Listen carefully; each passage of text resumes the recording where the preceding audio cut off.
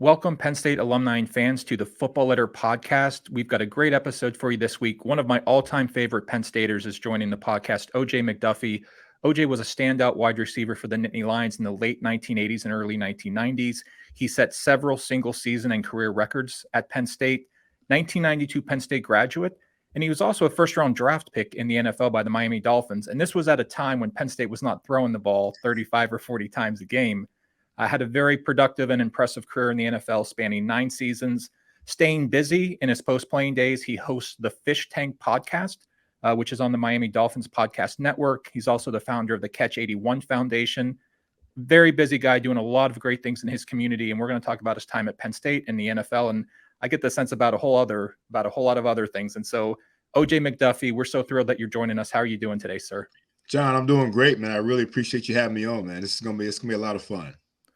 So, OJ, we usually start with lettermen at the beginning, their high school careers, how they chose Penn State. But we just saw you earlier this year out in Pasadena. You and Mike Motti spoke to the crowd of thousands and thousands of Penn State alumni and fans at the pep rally the day before the Rose Bowl. What was that experience like for you in terms of being able to connect with Penn Staters in such a big way?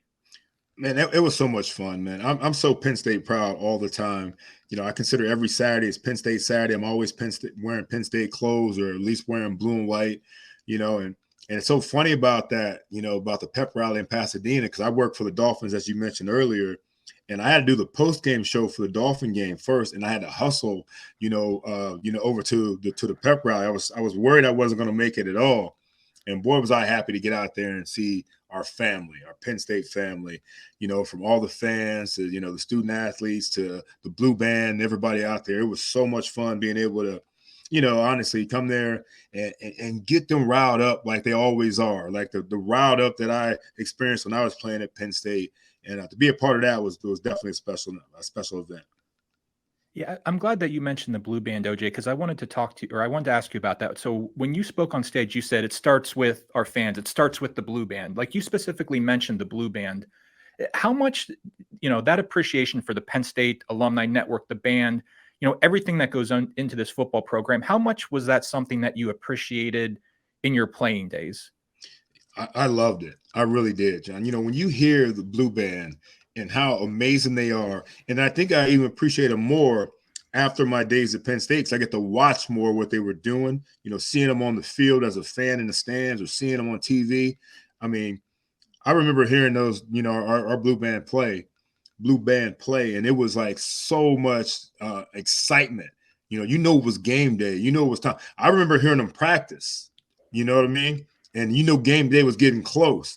So the blue band are just as big a part of Penn State football as Penn State football is. Yeah, that's so true, AJ. It's so true, OJ. So if you live like within a block or two of campus or several blocks, you can hear the blue band practice like in the evenings and, Yes. and when you're on campus. And so that noise, you know, echoes across campus and town. And so absolutely right about not just on game day, but they put in so much time during the week. When you were talking with the crowd at the Rose Bowl, you had referenced the Cotton Bowl and the Outback Bowl, and you said everywhere you've gone in your professional career, like you've seen Penn Staters. Is there surprise? Probably isn't the right word, but just what goes through your mind when you know that no matter where you go in this country and even beyond, like you're going to find fellow Penn Staters in your alumni network to connect with? Oh, it's the best. You know, let me tell you, it means more to me than anything. I've been all over the country, and you know, give you a story real quick. I was in Las Vegas one time, and it was a football weekend, Saturday. I had an event there, but I was looking for some place to watch the Penn State football game. So I went online before it was even like, you know, the way it is now when you go online. I went online and found this place called Aces and Eights, and they said, well, they had a Penn State watch party there. It's 9 o'clock in the morning for kickoff. You know, I get there about 8 o'clock, and there are people, hundreds of people that have been there since like 6 o'clock in the morning, tailgating in the parking lot because they hadn't opened the doors yet.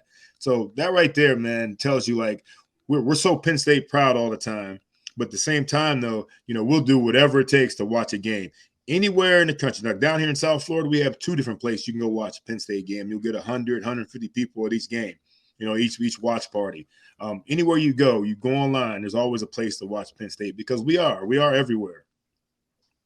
So growing up in Ohio, excelling in a lot of sports, during the recruiting process, what was it about Penn State that drew you here that said this is going to be the school for me?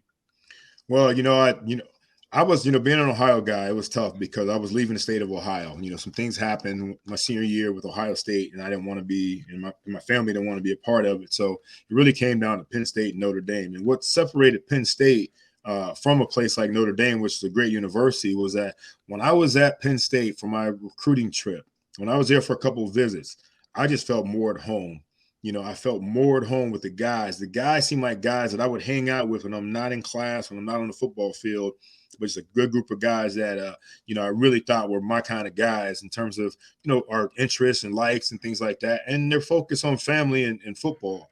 And then on top of that, then Joe Paterno he really sealed it for me. After my UCLA trip, I got back, and that Monday morning I had a FedEx package. A FedEx letter come in, and it was a handwritten letter, about 6 or 7 pages from Joe Paterno on spiral notebook paper, give me the pros and cons about coming to Penn State. And, it wasn't all pros, you know what I mean? And he wasn't dogging UCLA or anybody else, but he was giving me the pros and cons of coming to Penn State. And through that letter, which I still have to this day, that was what solidified my decision to go to Penn State. And man, I'm glad, because I would do it all over again, because it's the most amazing university ever. So OJ, you just said something that reminded me of something that Terry Smith said. I believe the two of you were teammates during your time at Penn State. He said that recruits really appreciate honesty from recruiters and from coaches. It's tell me what it's really like. Just be straight up with me, be honest with me, treat me like a man. And it sounded like that was your experience too with Joe, if I'm reading that right. Absolutely. What Joe promised me, he didn't promise me I'm going to start as a freshman. He didn't start. He didn't promise me that, he promised me I would graduate, which I did. He promised me we'd be playing for a national championship, which is not on him that we didn't, but we were close. And he promised me that I could play baseball, which he did. Like you said, not a lot of promises, and not a lot of things that, not just what we want to hear, but he kept it real the whole time, and he always did. And that's one thing I appreciate more about Joe than anything.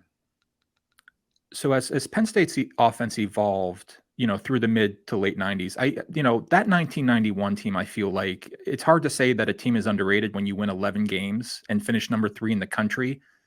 But there were times where I feel like with Tony Sack and then with Kerry Collins, the team started to open up the offense a little bit. And obviously this goes back to when Todd Blackledge was there, by the way, another Ohio guy. What was your mindset going into the games? And I'll share a story with you. Shafi Fields, he would say that, standout receiver in the late 90s. He knew he was only going to get so many touches going into the game, and that kind of affected his mindset. And of course, you were also a kick returner, but how did you see the offense evolve during your time at Penn State? Yeah, it changed a lot. We went from a, complete tailback offense with Blair Thomas and Sam Gass and all those guys in front of him, Leroy Thompson behind them, where the wideouts and, Terry and I were doing a yeoman's job of blocking. And you know what? We took pride in our blocking, because we knew, like Chaffee said, we're going to get limited opportunities to receive the football. And if we're running the ball well, we're going to get fewer opportunities to get receptions.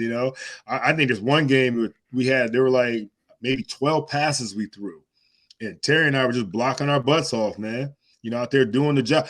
And for wide receivers that are unselfish wide receivers like Terry and I were, it means just as much to us seeing a running back run off our tail after a block, after we're out there blocking and busting our butts for them, than it does, making a big catch. We love making the big catches, but we also know that being a complete wide receiver is what it's all about. And that's one thing that Penn State did for me.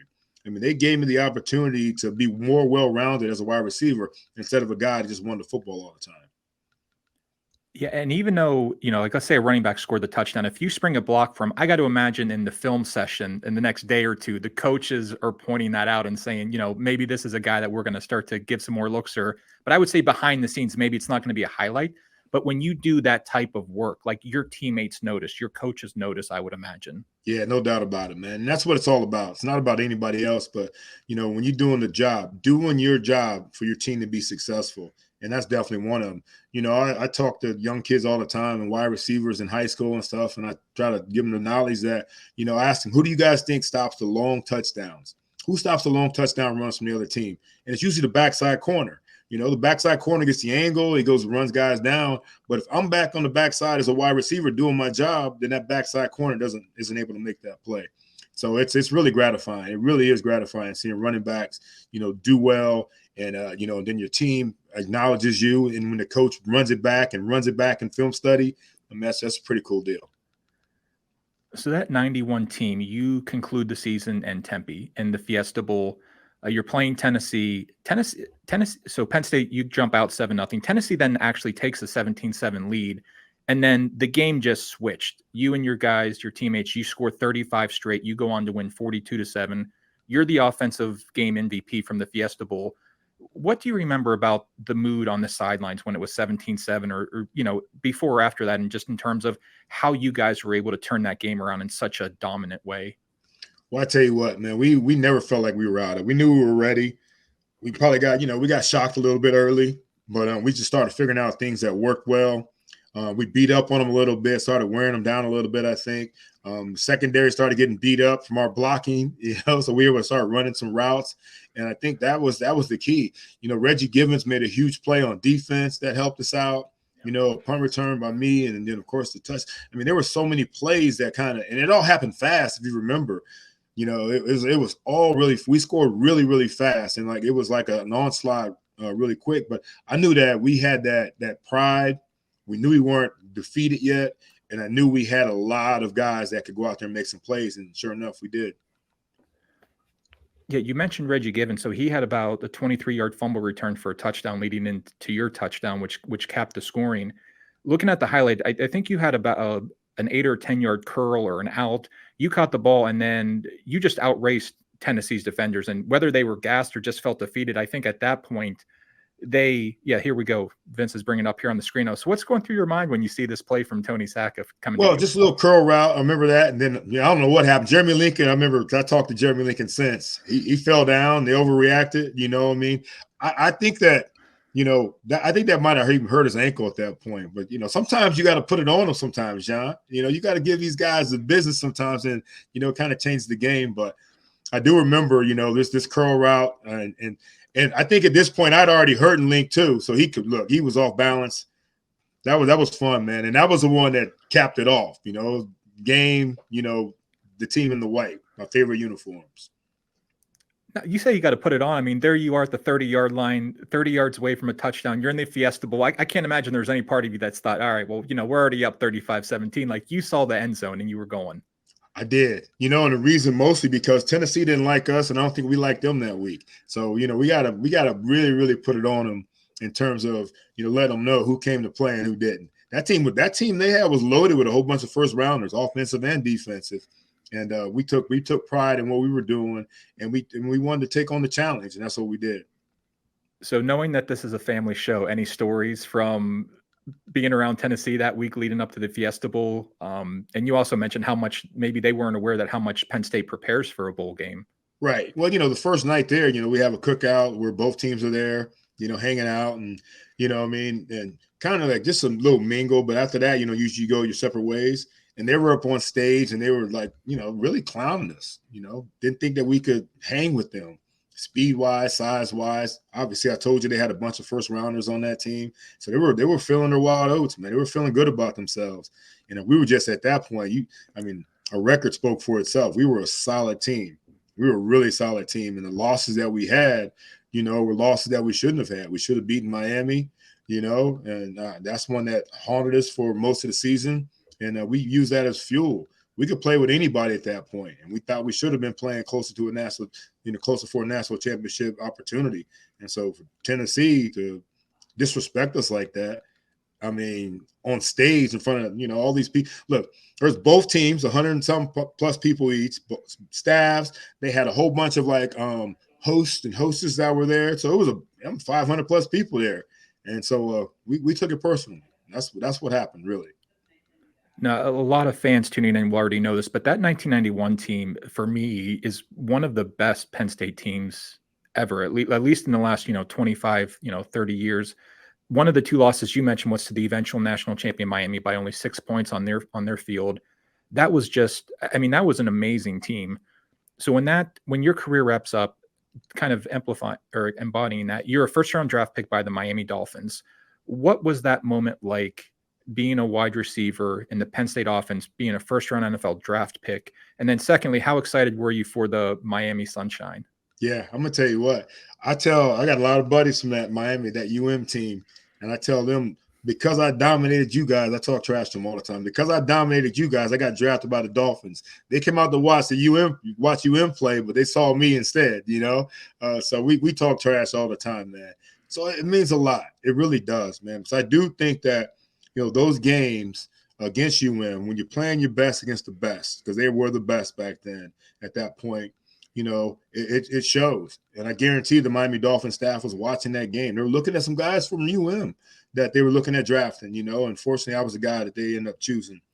So it means a lot. It means a lot coming out here. Remember, also, we just played the Blockbuster Bowl too, down here. So I played a game here in January, and then and next thing you know, in April, I'm getting drafted to come back down here, man. So it was pretty amazing coming south. Yeah, and you spend just about a decade with the team, and I mean, obviously, you made a really positive impact, not just on the field but off the field. You're now part of the podcast network with the Miami Dolphins, hosting the Fish Tank podcast. Can you give viewers a little bit of insight in terms of what that podcast is all about, and maybe how that got started for you? Yeah, so it started with my buddy, my partner Seth Levitt, who came up with the idea. We're talking about how guys, when they're done playing football, how when they get together for events, how they sit there and they tell stories all the time about this person or that person, And so we're like, wow, that'd be a great idea for a podcast, because guys, everybody thinks they're great storytellers, So we have guys that we have on that play for the Dolphins, but we want to hear everything away from, the X's and O's. Now, some X's and O's things are important because they're big plays in Miami Dolphin history, so we'll definitely talk about them. But more importantly, things that happen off the field, things that happen in the locker room, things that, might have happened on the sideline, things that happen on a road trip, that could be absolutely funny. And then we also want to talk about what they're up to nowadays, and we also want to talk about, whether they're involved in charity, what their work is like nowadays, and things like that. So we really want to bring like blasts from the past to a current. And so people that, especially some of these young guys and young people that really never probably saw me play either, can hear like how some of the guys back in the day, did it, and how much fun they had, some of the serious times, and just, the way their locker room was in general.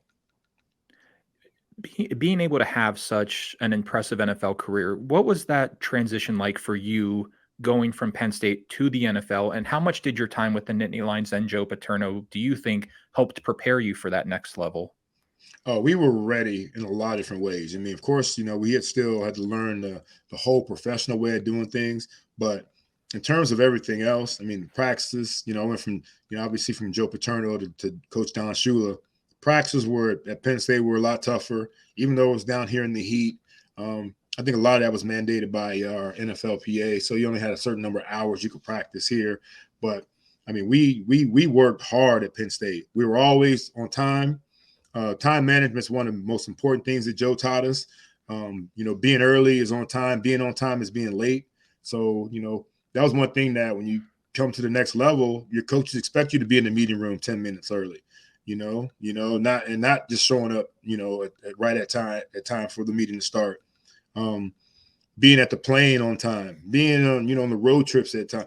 When we were at Penn State, we got on a bus together and then we took off.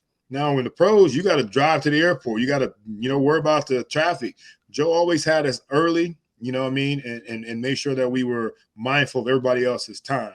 The work ethic. I mean, we worked hard. I mean, when I first got down here, they were worried about, and the biggest test that Don Shula had was this 12-minute run. They're like, "Whoa, you better be worried about this 12-minute run." Well, Joe had us doing 18-minute runs. Granted, the weather wasn't the same, but we were doing 18-minute runs, and that was a grind for us. So 12 minutes was going to be nothing for me, and sure enough, it wasn't. It wasn't that big a deal at all. Just all the stuff that we did as Nittany Lions prepared any one of us that would have had the opportunity to go pro, to be on a pro team and be professional while you did it. You are listening to the Football Letter podcast. We are speaking with OJ McDuffie, standout wide receiver for the Nittany Lions, impressive 9-year NFL career in the NFL with the Miami Dolphins. He hosts the Fish Tank podcast on the Miami Dolphins podcast network.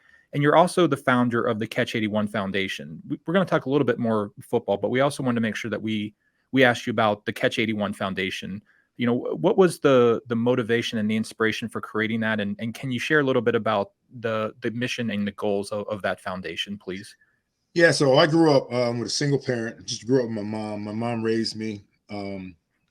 She had me at a very young age. And so our motivation more than anything was growing up. Another thing, we didn't have a lot. So my motivation really was growing up for my foundation was trying to do things for kids that were less fortunate than most kids. And I was one of those kids at one point. Do things for single parent homes, especially single moms. I was part of that situation as well. So what we like to do is we go out and we do events. We do a Halloween event. We do a bowling event. And we raise money in other different ways to give back to underserved kids like that look like myself. Or we adopt schools that need a computer room, or we do backpack drives, or we adopt families during the holidays that, are struggling for Thanksgiving or Christmas or whatever. So we just started the foundation so we could do a lot of things for a lot of different people. We started off doing a lot of good work with American Cancer Society, which is an amazing organization. We started doing things with cystic fibrosis, which is an amazing organization. But we changed it up a little bit to be able to do a lot of things that really affected our lives growing up. And that's what Catch 81 Foundation came around back in 2006. Yeah, that's wonderful to hear. I mean, we're big fans of you and what you're doing with the foundation. We're going to share that information with our alumni and fans when we share the podcast episodes so that folks can understand, they can learn more about the foundation, maybe follow you on social, visit the website. And so we'll do everything we can, OJ, to get that information out there. That. I do. Because we used to say the unofficial, but I think it's probably the official theme of having lettermen on the podcast is the success with honor mantra. And that's what you're doing with the foundation. And so just wanted to take a moment and say thank you, and that, we'll get that information out there to our alumni. Thank you, John. What was going through your mind when you saw West Virginia was back on the schedule this year? Because those are teams, you didn't play in the Big Ten, so you didn't play Indiana, Iowa, but West Virginia, Temple, Syracuse. What was going through your mind when you saw the Mountaineers were back on the schedule? Man, I'm glad we have them at home. I'm glad we're having them at home for the first game, because I remember going to West Virginia, going to Morgantown, and Major Harris when I was a little bit younger. My first couple of years at Penn State, he was a beast, and Morgantown was a tough place to play. I mean, the atmosphere was incredible. It was loud. They were ruckus. They were a little rude, to say the least. But to see those guys back on the schedule, it's great. I loved playing the teams out east, and I loved our independent schedule. But of course, Big Ten is where I grew up in, being from Ohio. But West Virginia, when they came to us, I think that one game I was talking about, John, was against West Virginia. We only threw the ball like 12 times, but me and Terry Smith were blocking our butts off, and we had a blast doing it.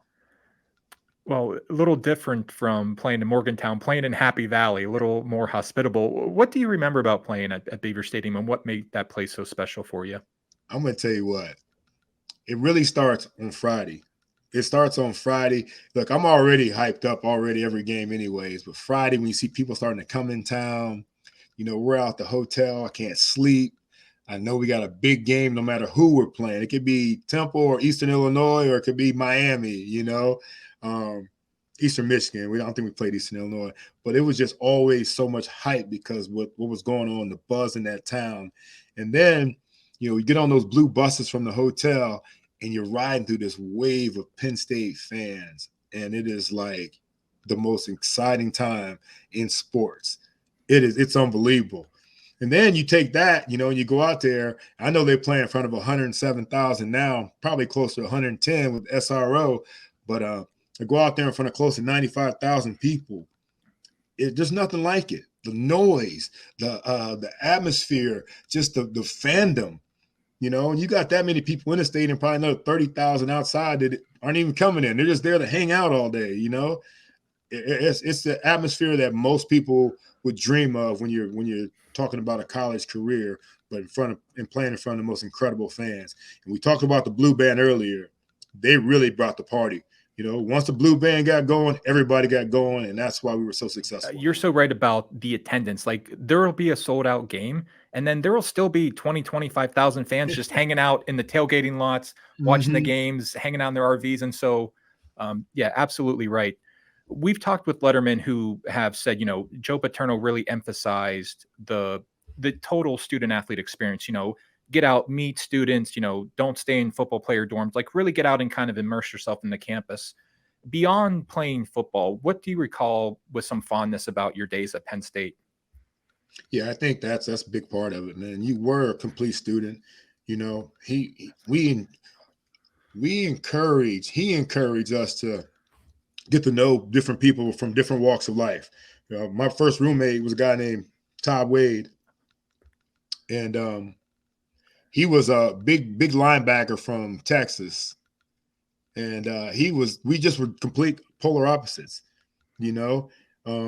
But Joe, we went to Joe and said, Joe, we can't live together, man. We can't do it. We can't. And Joe said, figure it out. He wanted guys to figure it out, man. And that's what we did. And we got to learn about each other from different walks of life. And, that was really, really, really important for Joe. I'm so bad now about my love for Penn State that I watch every single thing. If anything comes on TV, Penn State, I'm watching it. Like I said, I wear Penn State blue and white every Saturday. It's always Penn State Saturday. I think that love always boils down to the guys that I play with, what Joe brought to the table for us, and the love for each other that we have, and the love for our university, man. So, the pride is always overwhelming with everybody I know that went to Penn State. So again, you're listening to the Football Letter podcast. We are speaking with OJ McDuffie. OJ, we have enjoyed our time talking with you so much. We'll just have a question or two for you to wrap up then, and we'll let you go on. And I'm sure you've got a busy day ahead of you. Yeah, a couple things. We're good, though. All right.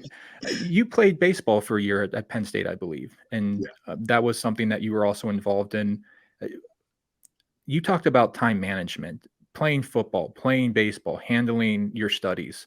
When you graduated from Penn State, was there a feeling like you really did accomplish your goals? Like you maximized your time as a Nittany Lion? And if so, how satisfying was that? Yeah, definitely. I definitely accomplished my goals. I wanted to play baseball. It came down to the year I got drafted by the California Angels. I decided I wasn't going to play baseball anymore. I was going to concentrate on football. It was after my sophomore year. One thing I definitely wanted to do was, make sure I got my degree. My mom got her degree, growing up a young mom and be able to go out and get her degree and end up getting her master's. That was very important for us as well.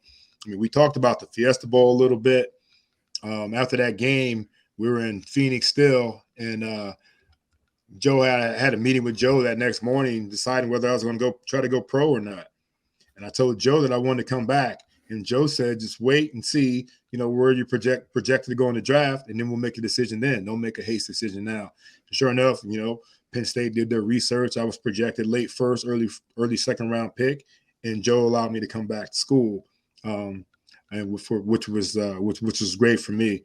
But like I say, man, the pride that we have for that university, it's just second to none. And playing baseball was one of those things that told me more about Joe than anything. That he's a man of his word, and he gave me every opportunity to be successful and to carry that degree and everything else I've talked about. I feel well accomplished coming out of Penn State. No, as you should. You talk about your Penn State pride. Have you been back to campus lately? Just curious. Oh yeah, I was just there. I was there for Letterman's weekend. I was there for Blue White weekend. I went to one home game last year. We talked about me at the Rose Bowl. I was at Auburn game last year. So I'm planning on trying to get there for 3 games this year as well.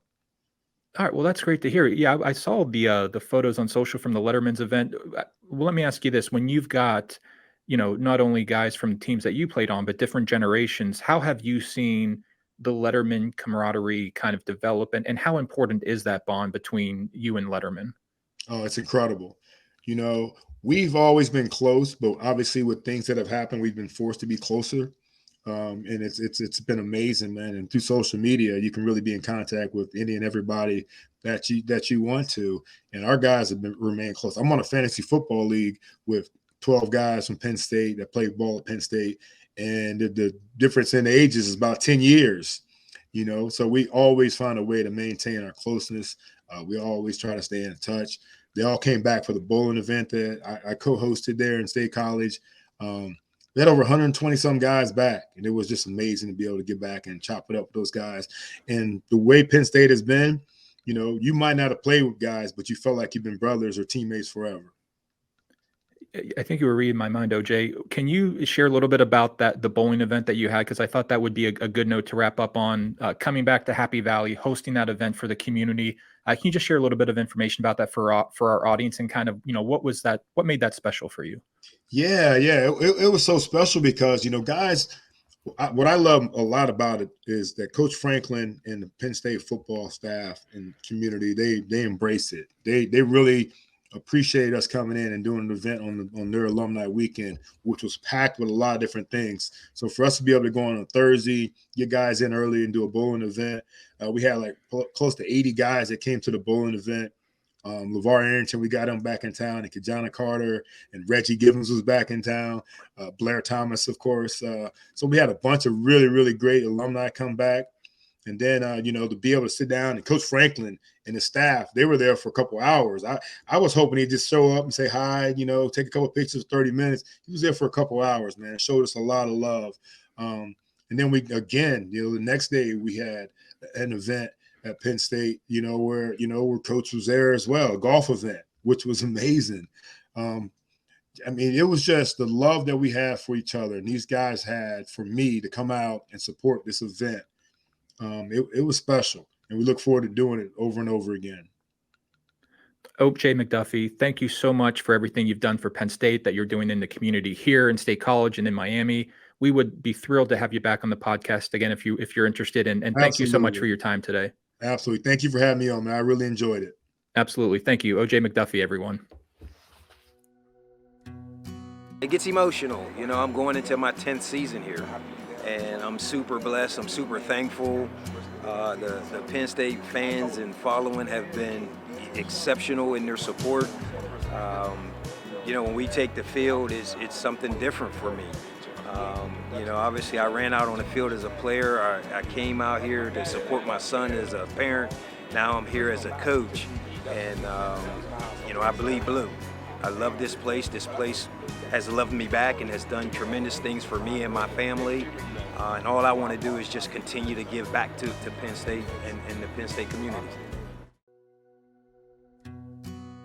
Man, Coach T is one of those guys who he never lets you get complacent. Even if he think that you're getting complacent, he gonna let you know. He gonna tell you like you need to get back right. So, man, that's one thing about Coach T. Man, he gonna tell me exactly how it is every time, and I really appreciate him for that because like he keeps me on 10 all the time.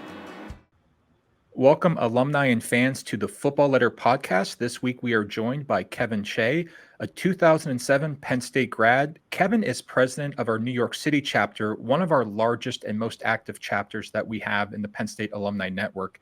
Kevin has been in the weather and climate solutions space his entire career, and he's currently head of solutions for Jupiter Intelligence in New York City.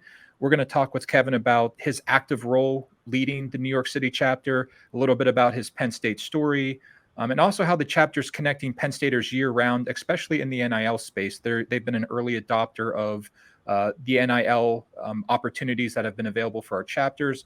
Going to talk about a lot of things with Kevin. Really great Penn Stater. Glad that he's on the podcast this week. Kevin Che, how are you doing today, sir? Yeah, fantastic. It's a little humid outside at the time that we're filming this, but we're hoping that that'll subside a bit. Ready for fall football. Yeah, absolutely. You said you've been in the climate and the weather and climate solution space forever, but don't ask you about forecasting. So we can't bring you on each week to do the meteorology forecast. It doesn't sound like it's not my space. My wife, she's a former forecaster. She did it a long time on TV. So if you've got any weather forecasting questions, I usually point people in that direction. You got a climate question, you want to know what's going to happen 30 years from now, you come talk to me. All right, that sounds great. Yeah, we got plenty of things that we can talk about, and so I guess let's start at the beginning here. Yeah. 2007 Penn State grad. How did Penn State become the school for you growing up, and what was it ultimately that made you think, all right, I'm meant to be a Nittany Lion?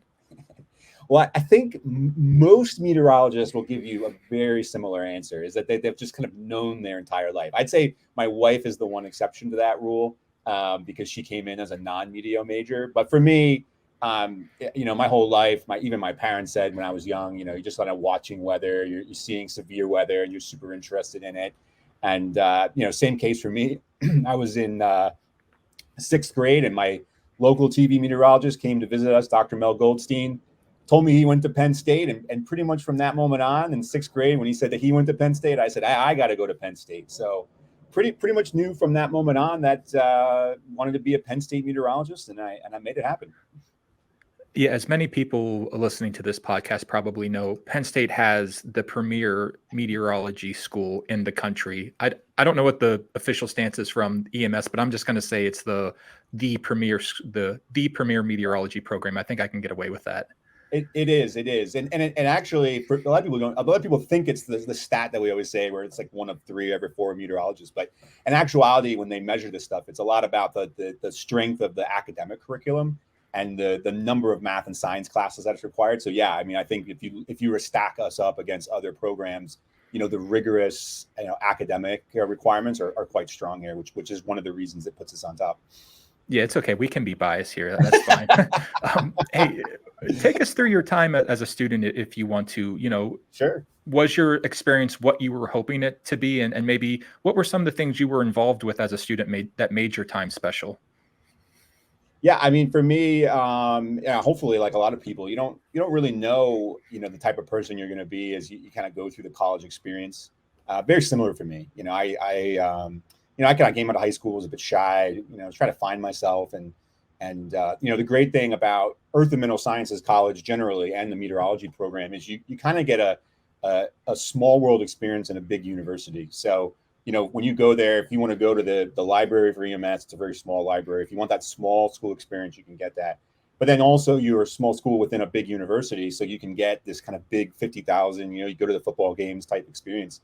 So for me, it was a great transition, because you could, if you needed that quiet time, you needed that small school experience, you could get that through the Earth and Mineral Sciences College. And then if you wanted this big university experience, you could go to the football games, you could go to a party, or you could go, to the hub or walk around, and so there was so many great experiences. So for me, it was an opportunity to develop some really strong, good relationships within the Earth and Mineral Sciences and meteorology department. But at the same time, I was also able to kind of branch out and kind of learn a bit about myself. So, if you saw me coming into school, I was probably a bit quieter, shyer, was trying to figure out kind of my path. And now, I came out of college, I got a job, I've traveled the world. I love being around a lot of people. I'm kind of a very different person, and it's allowed me to be successful in the career that I have. So, it certainly was just 4 years of learning and getting different experiences. And I'm super, super happy about how I've been able to be successful. And this is part of the reason why I come back and I contribute, so much to Penn State, the New York City chapter, and the Earth and Mineral Sciences College specifically. Yeah, you mentioned the NYC chapter. Let's get your thoughts on that. And so that's a prominent role, president of New York City chapter, huge, big time metro area, one of our largest and most active chapters. How did you first get involved with the chapter? Yeah, for me, I went through a bit of a life reset in around 2013, 2014, and tried to figure out, what I wanted to do. I was living in the New York City area, but, I was trying to figure out just kind of a fresh start. And I, the first thing that came to me was, I've been involved in some Penn State stuff, but I haven't really been involved in the alumni group. Let me see that. So I actually joined a flag football team in like 2014, I want to say, that was run by the Penn State NYC chapter. And some guy emailed me before the first game, said, "Hey, you want to get a drink?" And I was the only one who said yes. And, that person's now one of my best friends, who I've had, been friends with now since then. So it was such an entry point for me to meet other people who have common interests in wanting to give back to the university, or be part of the football games, or be part of the Penn State experience. And so for me, when I went through this kind of life reset, it was an excellent opportunity to make new friends. And I was able to meet kind of a handful of kind of, 6 to 10 people in the chapter who now I consider to be really, really good friends and I've known for a long time. So, that's part of the motivation was kind of getting in and meeting new people and wanting to meet other Penn Staters. It's actually kind of funny now that most of the people who I'm close friends with from Penn State are people that I didn't even know in college. It's people that I met at the New York City New York City chapter. And once I started becoming friends with them, I started getting more involved, more and more. And then, there was an opportunity to become president, and I took it, and now here I am. I love that story about you got involved joining the flag football team. Somebody sent out a note about wanting to grab a drink, sort of a kind of like a small thing. And it turned into a big thing. You made me think of something, our North Texas chapter president. He got started with that chapter because he just showed up early to one meeting and helped set up chairs. And then next thing he knew, he was running the chapter. And so that's sort of, but I think that speaks to the power of the alumni network. It's one of those things where, people can reach out to you and there's a mutual understanding there. So once you joined the chapter and started getting involved, how did you then, eventually maybe take on a little bit more responsibility to where ultimately now you're leading the chapter? Well, I could probably speak for anyone who is involved with a local chapter, which is you just try to get as many people as you can because, especially in an area like New York City, while there are a lot of people that live for a really long time in the area, it is a minority number of people. The large city, especially a city like New York, people come in, they spend their younger years trying to meet new people, and then eventually want to start families, move outside of New York. Maybe they be part of other chapters that are, in the more suburban areas. So when you're in a chapter like New York, you've got to continually build a base of volunteers and people who want to get involved. Luckily, like New York City, I think we have something like 12 or 13,000 alumni in the area within the 5 boroughs. So it's, there's a lot of people, but you've got to continually recruit. And I think the people that I was involved with, they were kind of at that stage where they were trying to, they were moving out of the city in the next couple of years. They wanted to start families and they were looking for people to take opportunity. And I've never shied away from leadership opportunities. I love leading groups. I love building engagements. I love, kind of getting people from the ground up and getting them to be part of something bigger. And so when I joined that flag football team, there ended up being about a year or so later, an opportunity to lead the sports group. I led the sports as sports director for a number of years. Eventually, just because I was involved for so long and I evolved to be treasurer. Once I was treasurer, then, when the president was rolling off, they talked to me about taking over the president role, and I'll be entering my 3rd year now as president of the NYC chapter, I guess right now, kind of, entering the second half of 2023 here. So during the fall, I would imagine you and the chapter are busy. We've brought in, the volunteer leaders who we have on the show this year in terms of before we would, focus on the geographic areas where the football team goes. Obviously, outside of Rutgers, that's as close as we get to New York City during the season. Throughout the season, how does your chapter leverage football for the benefit of the chapter, whether it's scholarships, watch parties, and those types of things? Yeah. So, New York City, we're in a great we were, kind of pre-COVID, we had one of the, premier game watch locations that people to this day will talk about, where we just had, this bar is 4 floors that were just on game day full of Penn Staters. I mean, you'd have lettermen show up to the games. Like, it was a really, really intense, not intense, but a fun experience. We try to, music's playing, and if anyone knows about game watch parties that have ever been to the New York City area, they'll tell you about it. It is quite the experience to be there. Unfortunately, that bar closed. COVID happened. We went through a massive transition process. I can tell you almost our entire board of our chapter turned over twice during COVID. So we've had people join, leave, and not only in our alumni, but also remember the people of New York City. A lot of people left New York City, and then all these new people came back, and none of them knew anything about our game watch experiences. And so the way it's worked now, and it's actually evolved and changed a little bit, is we've moved away from these like giant, 400, 500 person capacity establishments. And now we have 7 different locations, or at least we had 7 different locations as of last year. This year, we're thinking it's going to be about the same, where we're trying to build more intimate, smaller experiences with people. We certainly appreciate that some people really like this like 500 person experience, but from what we've seen in the data and what we've heard from people is that while there are people that are looking for that experience, there's a lot of people who want a smaller, kind of more intimate experience and want more options and choices to be able to go to different spots. And so we've seen that. I'll also say one other thing that's unique about our New York City chapter is that all of our locations donate to our scholarship fund. It's either a flat amount or it's based on the amount of revenue that they get. And that's the primary motivator or the primary input into our scholarship fund. So I'd say 90 to 95% of our fundraising comes directly from donations from our great partner bars who contribute money throughout the year based on all of the business that we bring them for watching Penn State. So everyone in New York City, all the bars, they know, if you've got a Penn State game on, you're going to get a pretty good number of people to show up. Just because we've got such a passionate and large alumni base in the city. Yeah, that's great. It's such a wonderful fundraiser that chapters can use the football watch parties to benefit their local students. It shows kind of the impact that Penn State and Penn State football can have across the country.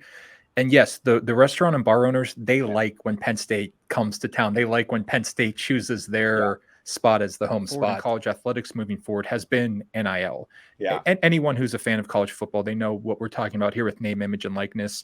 Yeah. It's something that the Alumni Association has endorsed. Happy Valley United, it's Penn State's preferred NIL collective.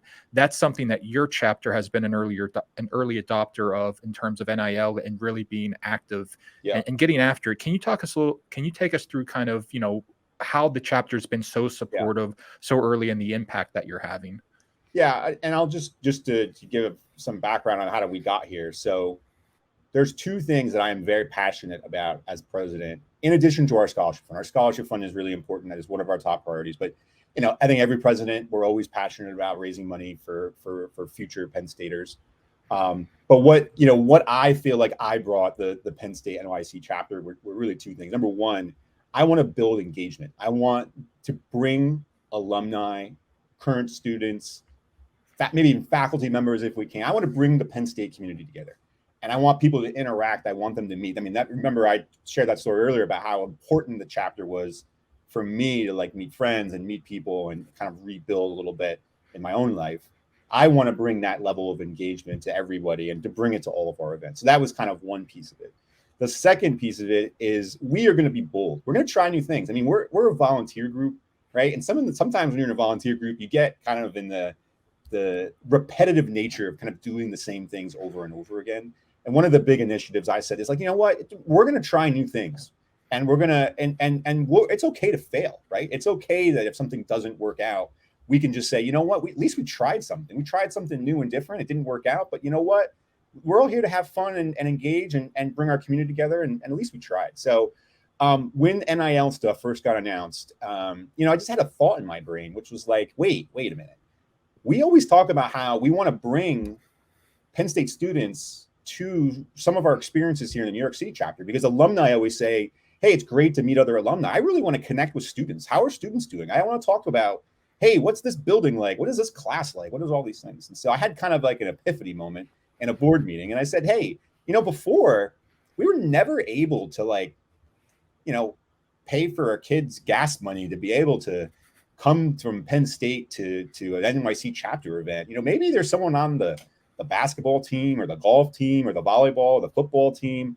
Maybe this NIL thing will allow us to bring more students and student athletes, to our chapter. And so I said, you know what, let's do that. Let's just give it a shot. Let's try it. And so one of the things that we did first was, we brought in a football player, Devon Ellis, and we brought him into our golf tournament. And we just said, hey, Devon, all we want you to do is just mingle with people, meet people, shake hands, make everyone's experience better.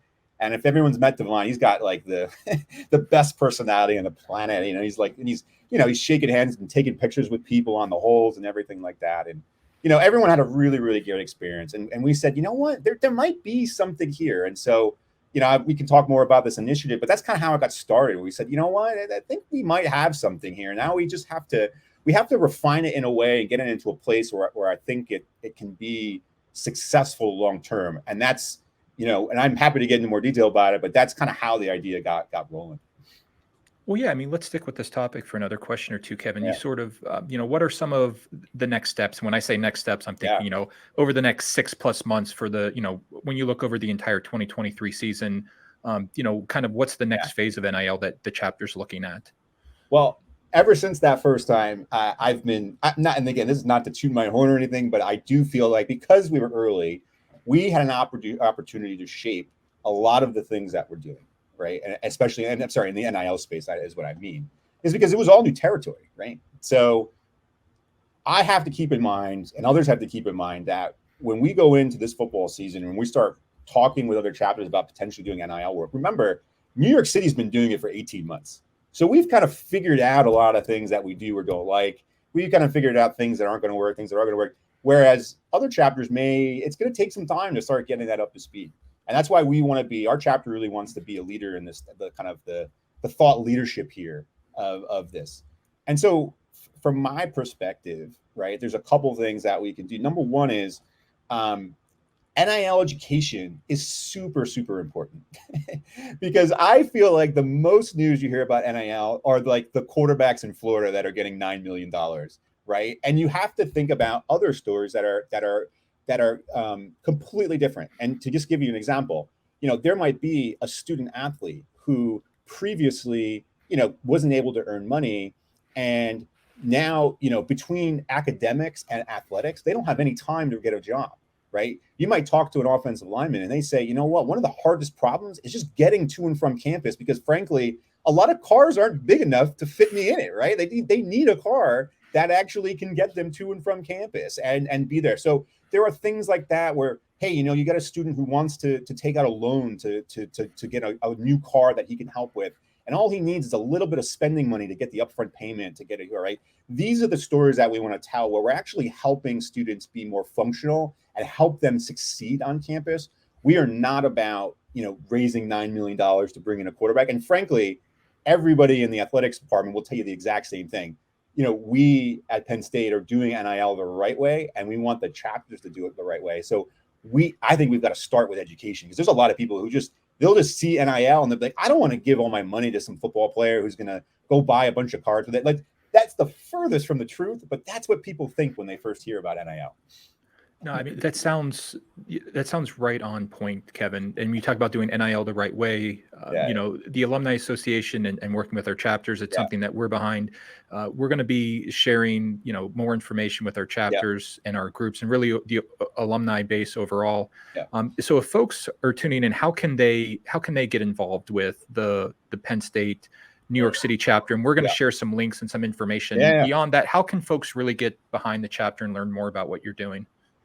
I think the best place is on our socials. So appreciate you sharing that. We're on, Instagram, Twitter, Facebook. We're on Threads. I don't even know how many people are on Threads, but we're on Threads. We got, the only thing we don't have is TikTok. And if there's someone out there who wants to come to our chapter and help us start a TikTok page, hey, please do.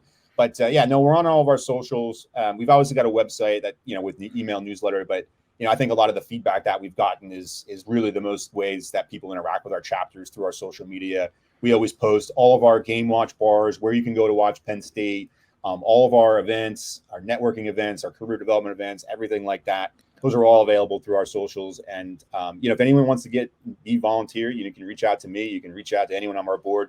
We've developed a model where very low barrier to entry to just come in and be a volunteer and help in our chapter. So anyone who wants to get involved in the New York City area, reach out. We're happy to do so. Well, it's been great to hear how Penn State has impacted you and how you're giving back and everything that the chapter's doing from, fundraising and NIL and everything else. Kevin Shea, now that we know you've got a house in State College, next time you're back in town, we'll grab lunch. Just let us know. Stop by the Alumni Center, and it'll be good to keep the conversation going. Will do. Thanks for the time. I appreciate it. All right. Thanks, Kevin. All right. Bye now.